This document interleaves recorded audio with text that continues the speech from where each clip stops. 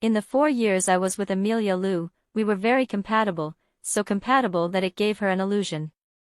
Maybe spending a lifetime together with Joey wouldn't be so bad. So she publicly displayed our affection. The news that I was going to marry her spread everywhere. But right at this critical moment, my brother, who had married and moved abroad, suddenly got divorced and returned home. Amelia personally picked him up from the airport, took him to various events, and helped him expand his network. Everyone was waiting to see me become a laughingstock, but I felt relieved. Phew. Scared me to death. Who wants to marry her? Chapter 1. The day Louise Fu returned home, Amelia was in my bed. I grabbed her waist and pressed her hands, pinning her to the bed. Her face was flushed, already aroused. But when that special ringtone rang, she snapped out of it like a fish and slipped away. I caught her hand.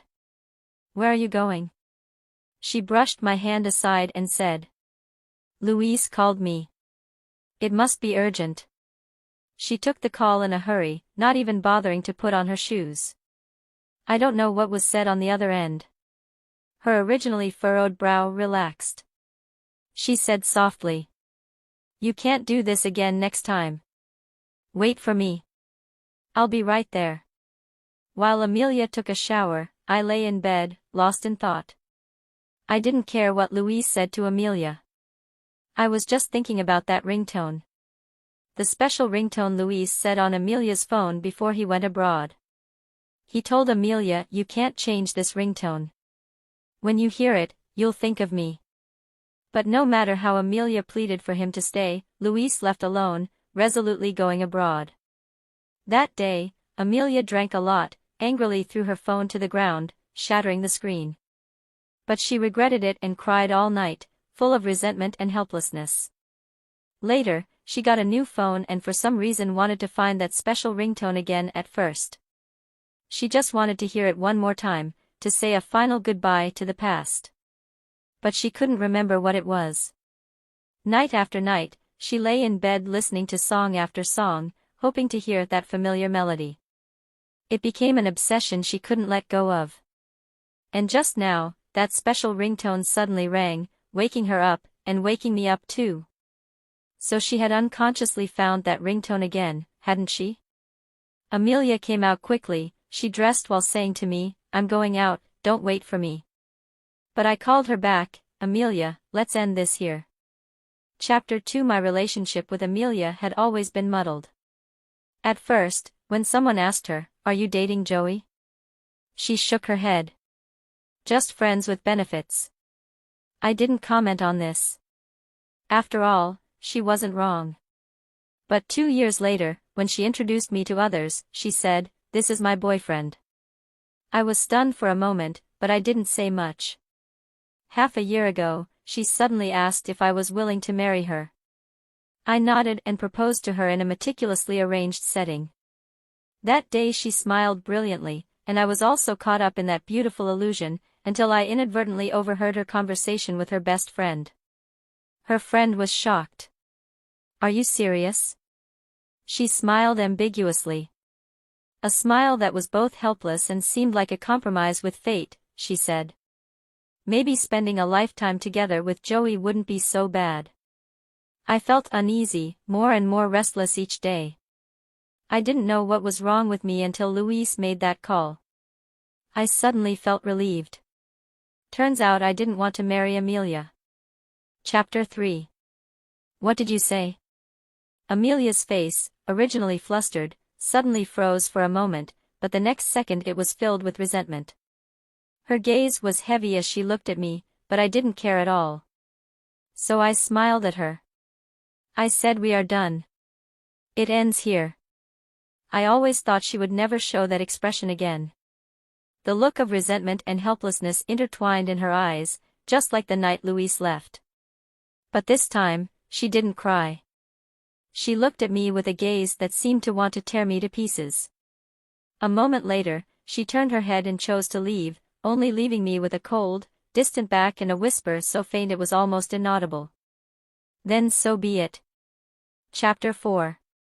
I heard about Louise returning from abroad from a friend, along with the news of his divorce.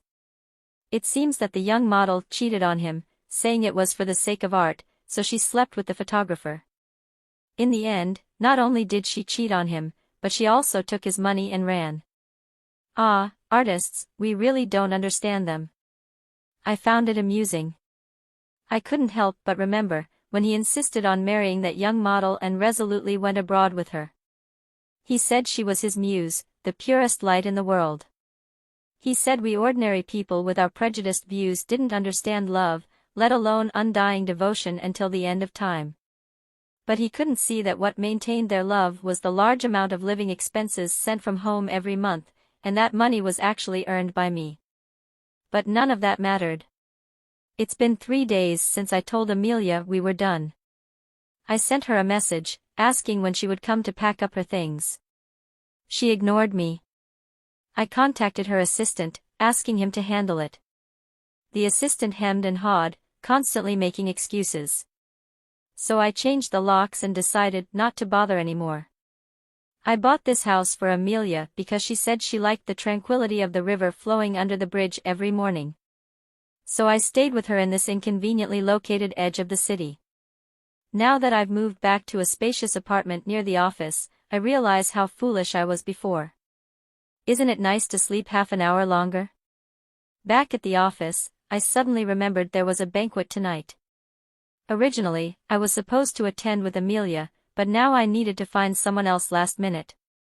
So I asked my assistant to arrange someone to accompany me to the banquet tonight. The assistant looked puzzled. Aren't you going with Manager Lou?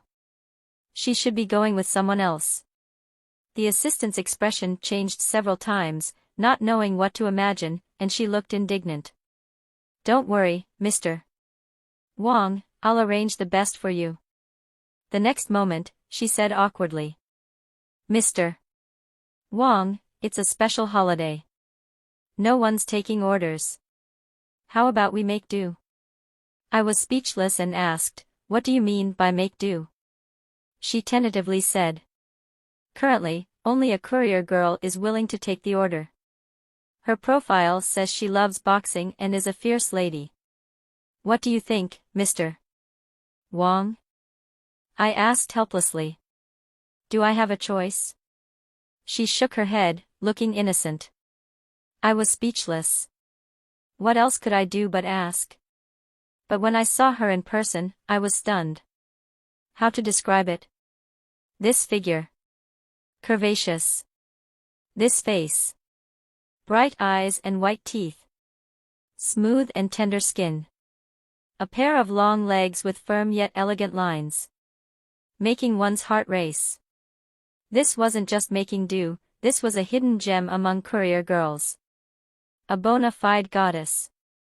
If only she weren't so talkative.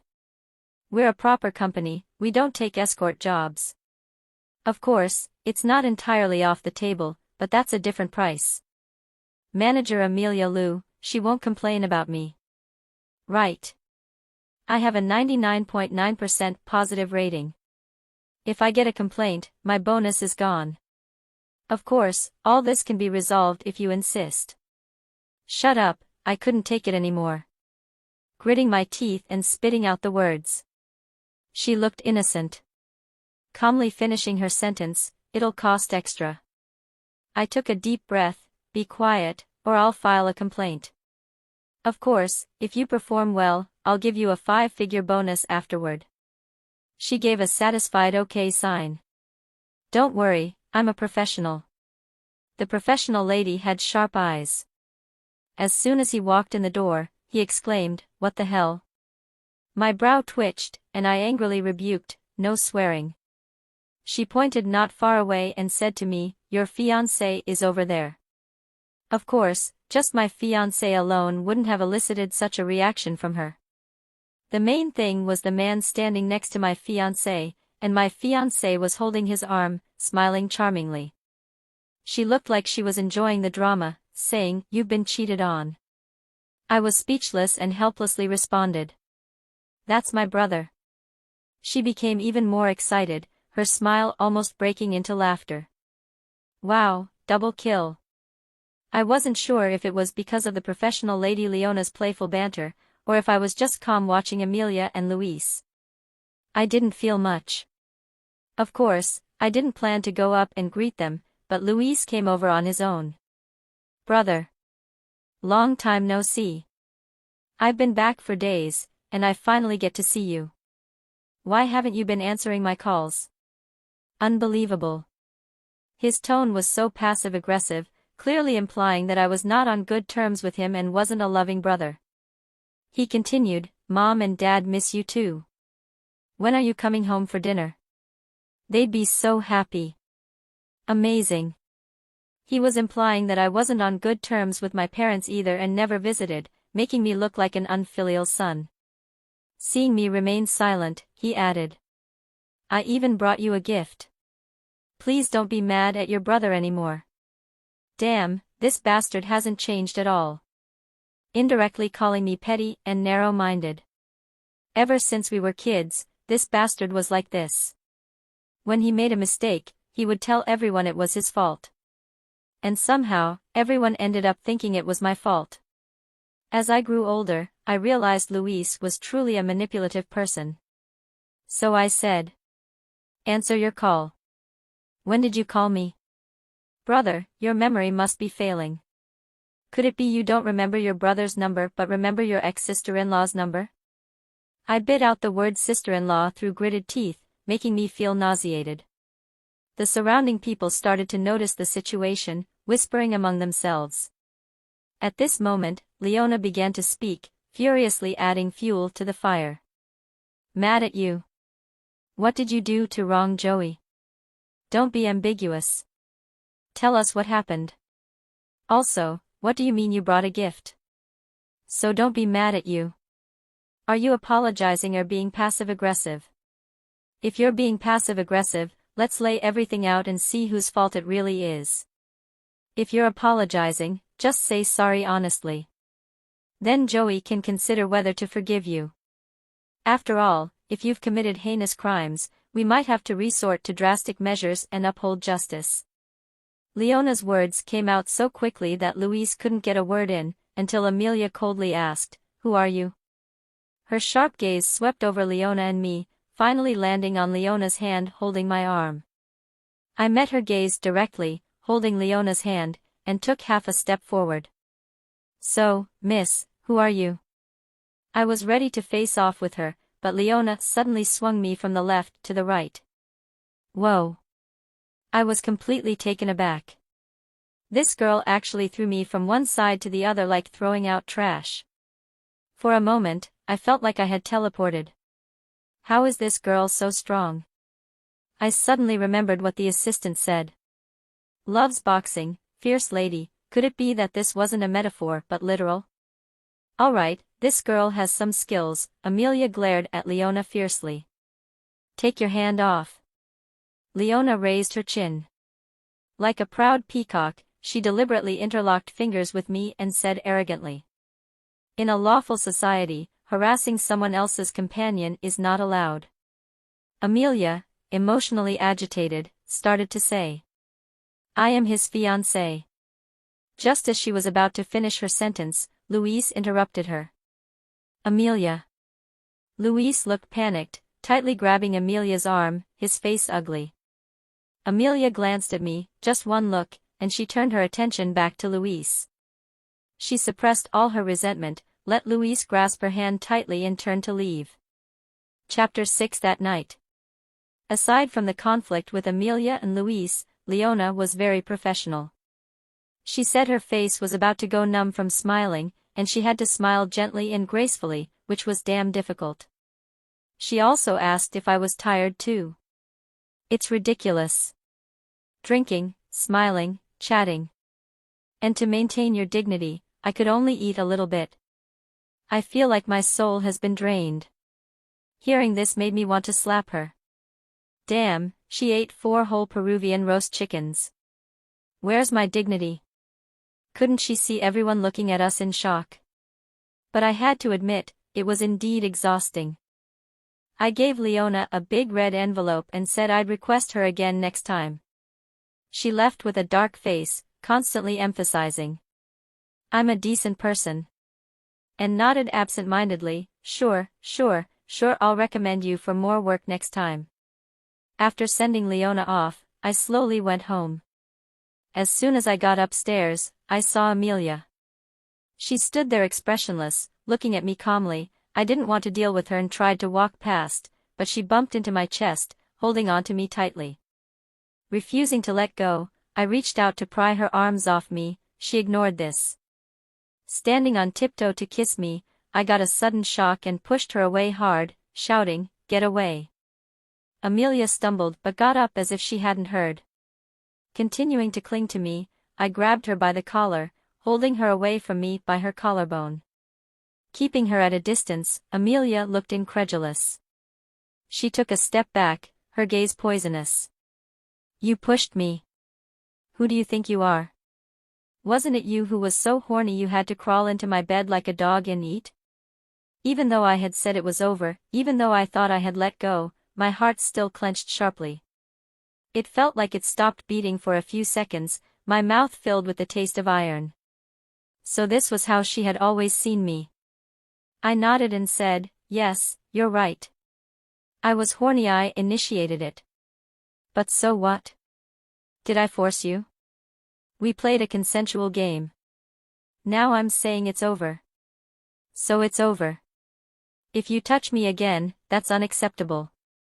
Chapter 7. Amelia and I could be considered childhood friends. We were born in the same year, with me being 3 months older. Our families had business dealings, and our parents were friends. Even our homes were connected. Amelia was the first person I had a crush on, but she didn't like me. She liked Luis, who was sunny, cheerful, and like a little son. As for Joey, I was dull, boring, and lifeless.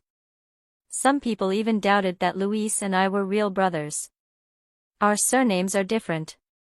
Could Joey be adopted by the Fu family? Maybe he's an illegitimate child. For a while, such rumors were rampant. After hearing this, Amelia, unusually, forced Luis to apologize to me. Luis, with a mischievous grin, said, "Brother, don't be mad. Some friends were just joking around. Who knew ill-intentioned people would spread it? I thought she did it for me, but later I realized it was for Luis. To prevent others from thinking Luis's father was fooling around outside, Amelia always loved Luis deeply. So, when Luis met his true love, had a flash marriage and moved abroad, Amelia became a desperate trapped beast, and it was at this moment that I took advantage of the situation and made that suggestion to her. Amelia said, "I don't like you," I said. "We don't have to talk about feelings, do we?" I never needed Amelia to like me. Being with her wasn't about developing deep feelings over time. It was just a matter of weighing the pros and cons, fulfilling each other's needs. Chapter 8. Luis has been back for half a month now. During this time, Amelia has been by his side, attending various events and helping him expand his network. And it seems my mom finally remembered my existence. She called me and started with a barrage of scolding. "Luis has been back for so long and you haven't helped him or even called him Joey. Do you still consider yourself a member of the Fu family?" It was amusing, as if treating myself as a member of the Fu family would make them see me as one. "Is there anything you need? If not, I'm hanging up." My mom knew my temper well, though she was full of anger. She got to the point. "Come home for dinner tonight. I have something to discuss. Also, bring back the cufflinks you bought last time. Luis will love them." I chuckled and hung up the phone. What a bold request. 30 million canary diamond cufflinks. Who wouldn't like them? Ordinarily, I shouldn't attend such a trap-filled dinner,